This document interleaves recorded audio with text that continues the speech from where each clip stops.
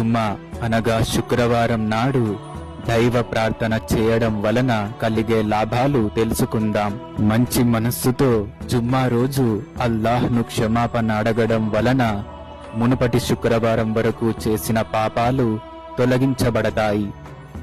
మరియు జుమ్మా రోజు ఎవరైతే తమ కాలినడకపై నడుస్తూ ప్రార్థనాలయంకు వెళ్తారో అడుగు అడుగుకు వారి యొక్క పుణ్య ఫలాలు రెట్టింపు అవుతాయి.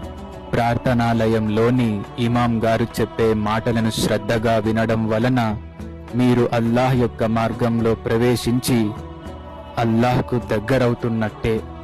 ముఖ్యంగా జుమ్మా రోజు ఎవరైతే దైవాన్ని దువా అడుగుతారో వారికి అల్లాహ్ ఖచ్చితంగా సమాధానమిచ్చే అవకాశం ఎక్కువగా ఉంటుంది.